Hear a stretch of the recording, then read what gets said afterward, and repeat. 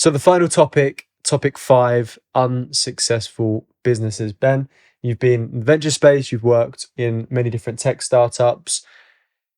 What is kind of the catalyst for an unsuccessful business in your eyes? What kind of is underpinning in all of the failures that you've seen? It's a really, really good question. And I think with the market as it is right now, it's very topical, right? Where customers, consumers aren't buying as many things from a company, which means their revenue goes down, which means their what we call a burn rate goes up.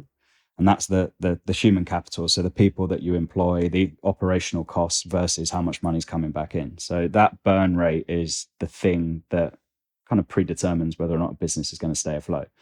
Um, I think the catalyst for that is, maintaining a burn rate so that your runway is always at a position where your revenue is growing so you can get to the next funding round.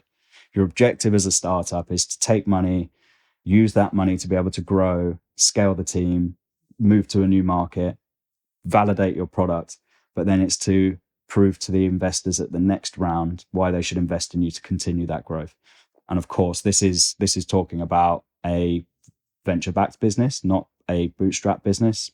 There's different ways to do it, but if you really want to kind of hit that $1 billion mark, the only way to be able to do that is to be able to sort of maintain aggressive growth, but make sure your burn rate is in a position where it's sustainable.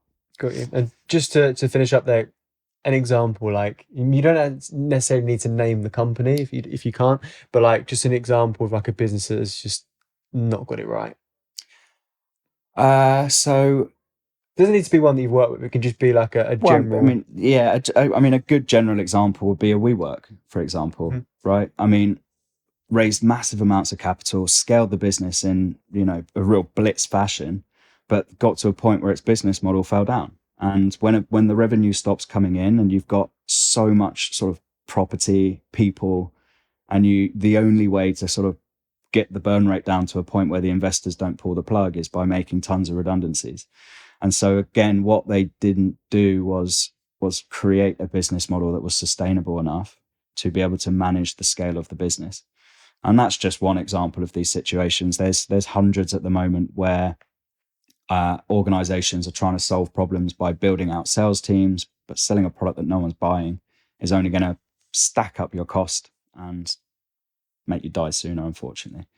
So the reality, kind of coming back to that to summarize, is always just think about building your business in a kind of sustainable way and the teams in a very kind of in ratios that make sense to where it is that you are in the market right now. So if your business is booming, double down on sales and grow.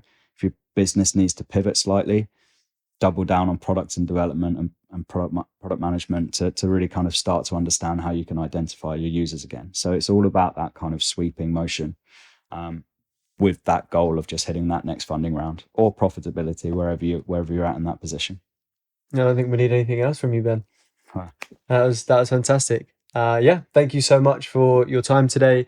Really appreciate you coming on, sharing all that wisdom, and I hope that anyone who is aspirationally thinking about building a business, specifically maybe a tech company, can take value from this session. Cool. Thanks, Jake. No, I appreciate it. Best of luck, man. Thank you.